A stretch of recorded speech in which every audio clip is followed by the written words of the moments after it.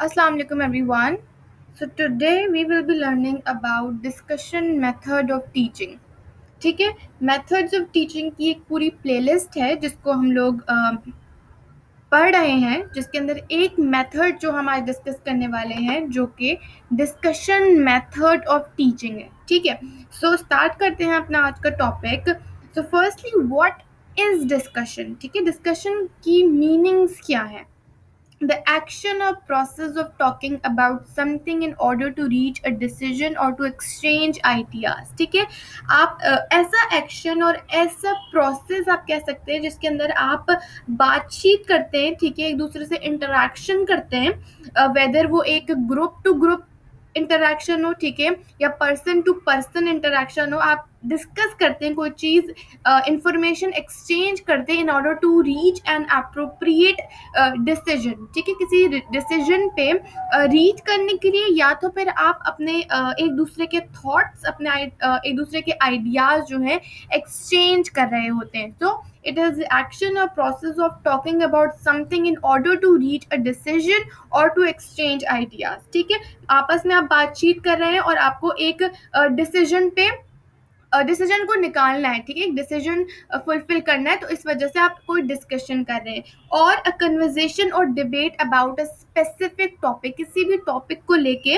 आप एक कन्वर्जेशन कर रहे हैं या फिर एक डिबेट कर रहे हैं. ठीक है, फॉर एग्जाम्पल आप वुमेन्स राइट पे डिस्कशन कर रहे हैं, तो वो अगर बातचीत कर रहे हैं तो वो डिस्कशन कहलाएगी. ठीक है, वुमेन्स राइट पे.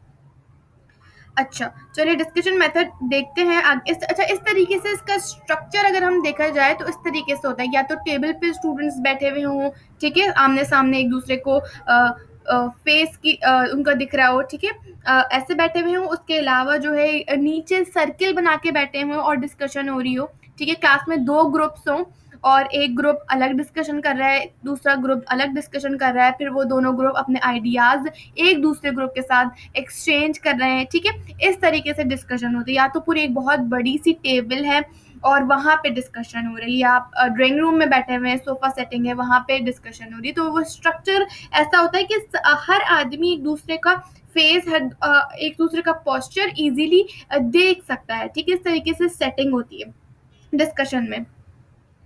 जैसे कि क्लासरूम में अगर ग्रुप वाइज देखेंगे, ग्रुप में किस तरीके से अगर ग्रुप का स्ट्रक्चर देखो किस तरीके से होता है, वो एक राउंड राउंड तरीके से वो बैठे हुए होते हैं. इस तरीके से स्ट्रक्चर होता है.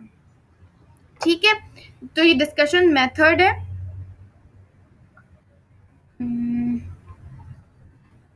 Where is my mouse? अच्छा, उसके बाद डिस्कशन मेथड में हमारे पास क्या है. I don't know what is happening right now. Alright, discussion method of teaching is a group activity involving the teacher and the student to define problem and seek its solution. ठीक है, ये एक activity है. अगर हम teaching में देखें, ठीक है, डिस्कशन मेथड ऑफ टीचिंग देखें तो इट इज़ एन एक्टिविटी जिसके अंदर टीचर और स्टूडेंट जो है इन्वॉल्व हो रहा है, किसी प्रॉब्लम को डिफाइन कर रहा है और उसका सॉल्यूशन निकाल रहा है. फॉर एग्जांपल कोई किसी टॉपिक, स्पेसिफिक टॉपिक के बारे में बात हो रही है, डिस्कशन हो रही है, एक प्रॉब्लम के बारे में बात हो रही है और उसका सॉल्यूशन निकल रहा है, तो वो कहलाएगा डिस्कशन मेथड ऑफ टीचिंग. और ये किन के बीच में हो रहा है, टीचर एंड स्टूडेंट के बीच में हो रहा है, उनके बीच में इंटरेक्शन हो रही है. अच्छा, discussion method is also described as a constructive process involving listening, thinking as well as the speaking ability of the student. ठीक है, अब ये बहुत इंपॉर्टेंट पॉइंट है. अगर आप इसकी डेफिनेशन याद रखना चाह रहे हैं इस मेथड की, तो ये वाली डेफिनेशन ज़रूर याद रखें. ये एक कंस्ट्रक्टिव प्रोसेस है. ठीक है, इसके पॉजिटिव आउटकम्स हैं. ठीक है, कंस्ट्रक्टिव प्रोसेस है. इसके अंदर लिसनिंग और थिंकिंग स्किल्स जो है आपकी डेवलप होती हैं. एक तो आप लोगों को सुनते हैं, ठीक है, आपका टॉलरेंस लेवल जो है वो सस्टेन रहता है. ठीक है, आप सोचते हैं, आप साइंटिफिकली चीज़ों को सोचते हैं, डिफरेंट पर्सपेक्टिव से सोचते हैं, डिफरेंट वेज से सोचते हैं. ठीक है, as well as the speaking ability of the student. आप ग्रुप में ये नहीं होता कि आप बैठे हुए हैं और कोई और डोमिनेंट हो रहा है, कोई और स्टूडेंट डोमिनेंट हो रहा है और वो आपको फीड कर रहे हैं. नहीं, आप अपना भी रिफ्लेक्टिव थिंकिंग कर रहे होते हैं, आप सोच रहे होते हैं. ठीक है, तो डिस्कशन मेथड आपको स्पीकिंग में भी हेल्प करता है. स्पीकिंग एबिलिटीज को बिल्ड करने में भी, आपकी साइंटिफिकली थिंकिंग को भी इंकरेज करता है, एज वेल एज लिसनिंग को भी। उसके बाद उसके साथ पार्टिसिपेशन जो है आपकी पॉलिश होती है। Why is discussion method important?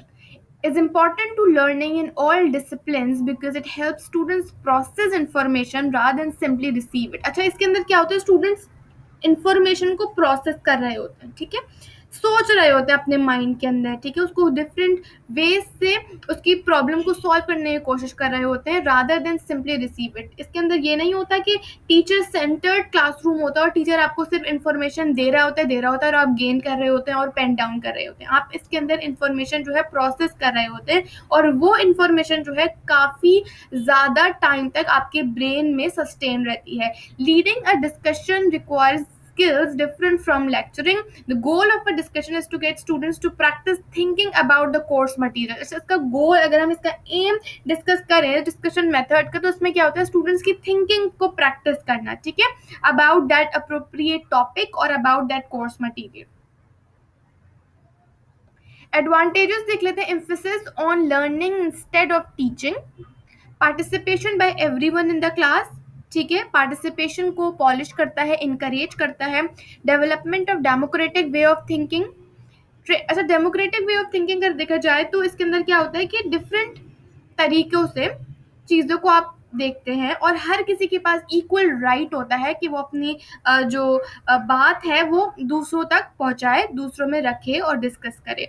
Training in reflective thinking, training in self expression, आप अपने सेल्फ को एक्सप्रेस कर रहे होते हैं, जो आपकी माइंड में बात होती है उस टॉपिक के हवाले से आप वो रख रहे होते हैं, आप सेल्फ एक्सप्रेशन कर रहे हो। Spirit of tolerance is inculcated.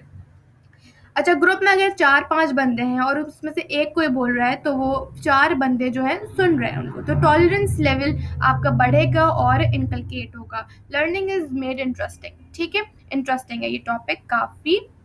उसके बाद लिमिटेशंस और डिसएडवांटेजेस को डिस्कस करें तो discussion method is not appropriate for all the topics. हर टॉपिक के लिए डिस्कशन मेथड अप्रोप्रिएट नहीं है, ठीक है।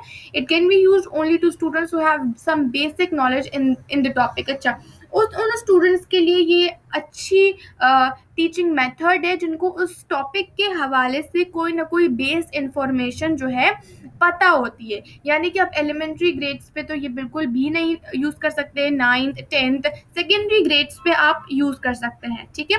Some of the students may feel shy और reluctant to take part while others may try to dominate. अच्छा, कुछ स्टूडेंट्स की नेचर ऐसी होती है कि वो दूसरों को सुनना पसंद करते हैं और थोड़े से शाय होते हैं, तो इसके अंदर क्या होता है कि कुछ स्टूडेंट्स डोमिनेट होने की कोशिश करते हैं, so it is one of the drawback.